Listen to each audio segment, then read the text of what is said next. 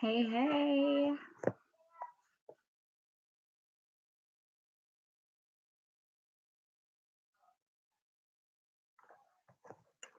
Hey, everybody. Just type in the chat so I can see that you're here. I see the participant count going up.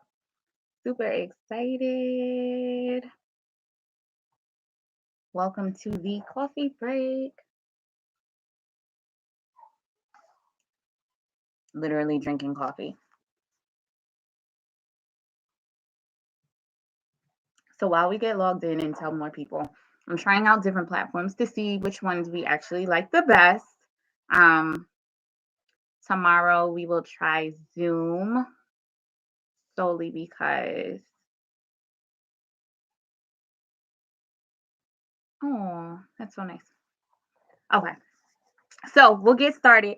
The coffee break live really started from the Mindful Mama series, which will still be ongoing. Just had to get back on after being on spring break from work and, trying to navigate some things that were going on.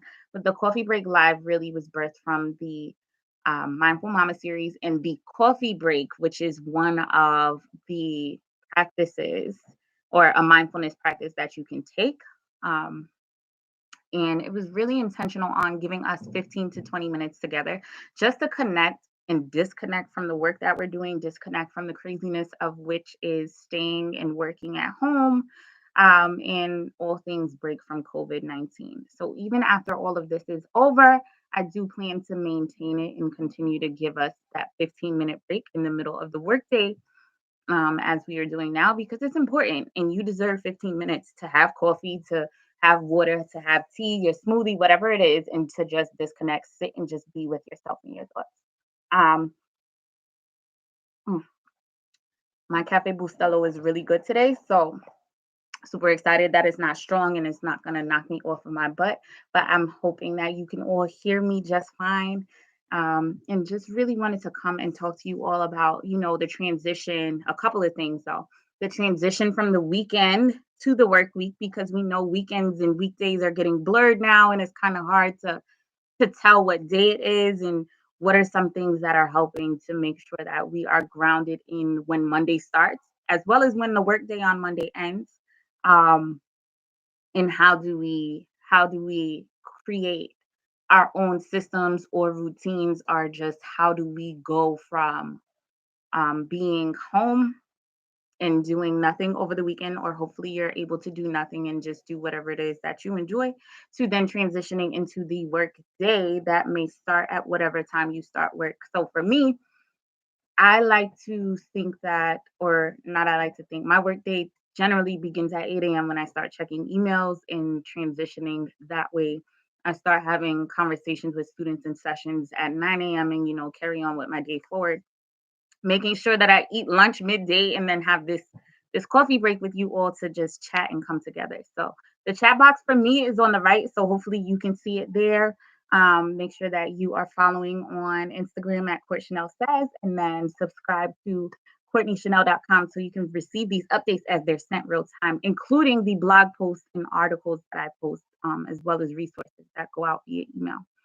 So one of the things that I like to do is on Sundays plan the week.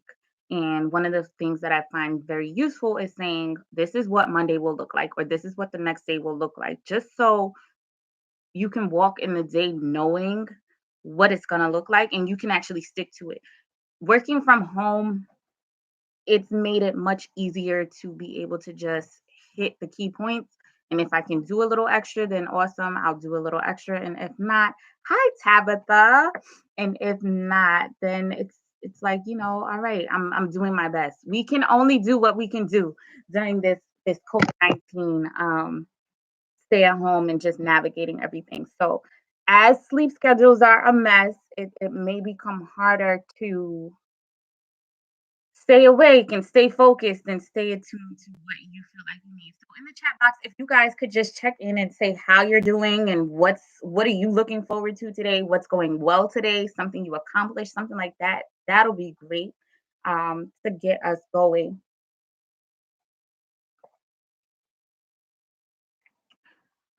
I think it's also super important to be it's easy to feel the Mondays or dread the Mondays to come now because sometimes we just want to stay in bed or stay on the couch and continue watching that Netflix show we might have been watching last night and forced ourselves to either stop watching or continue watching before we decided to go to bed. So that's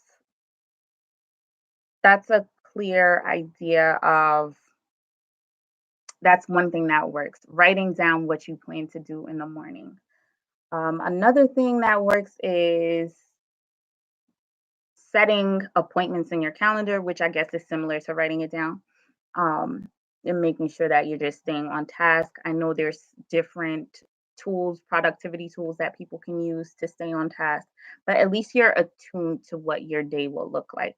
Um, eating breakfast, drinking something in the morning, whether it's water. Water, I think, is a good thing. Tabitha shared that her day's been good, but she started her day with a to do list. And she started her today with a to do list and wrote down her clients for the day. So, some form of what you consider structure.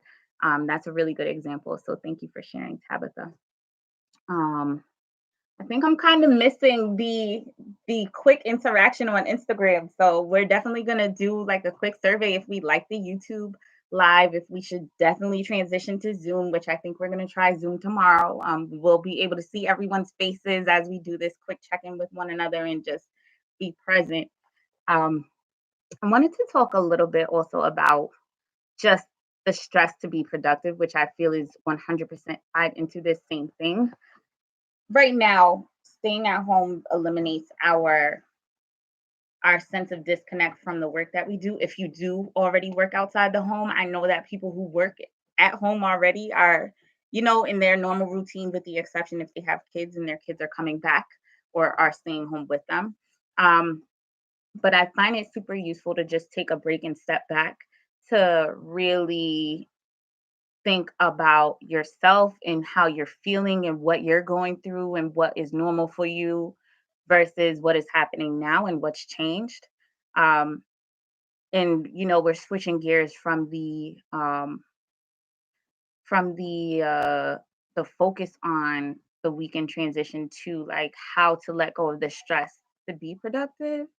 Um, and I think the second thing of that is so the first being take a break and step back, but the second being don't focus on your to do list, right? Which is kind of negating what I already said. But if you want to be able to get back into a place of productivity, sometimes you have to step away from it.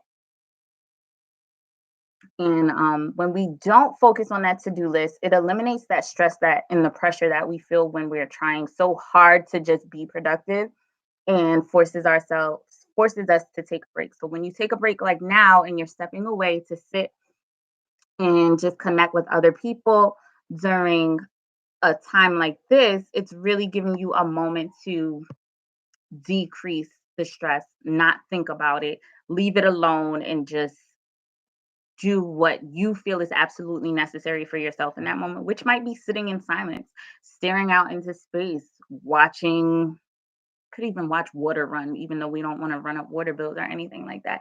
But whatever brings you a sense of peace and calm that allows you to not focus on the to do list. Then I'd say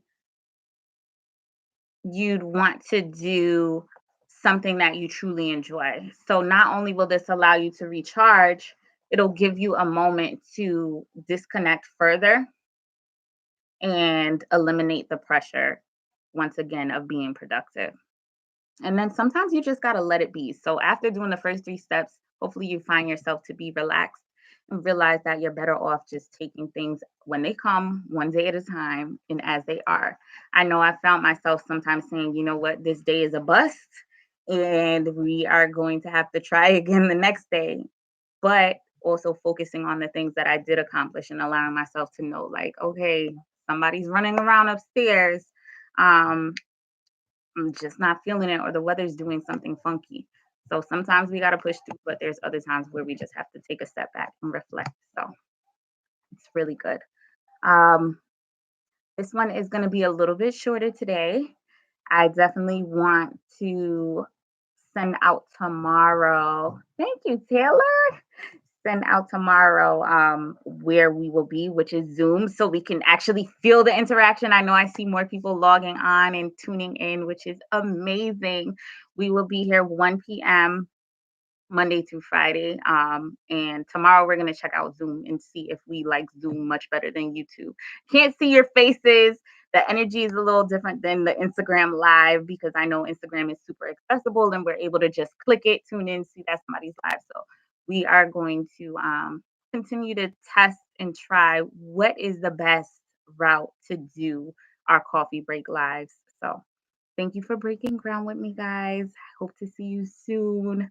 Well, tomorrow, 1 p.m., and stay tuned. If you're not subscribed or if you're not following on Instagram, make sure you follow at Court Chanel Says and subscribe to CourtneyChanel.com so you can receive these updates as soon as possible. Okay, so hopefully you can take those tips away. The 4 tips are also on CourtneyChanel.com if you want to take a look, and I will see you all tomorrow.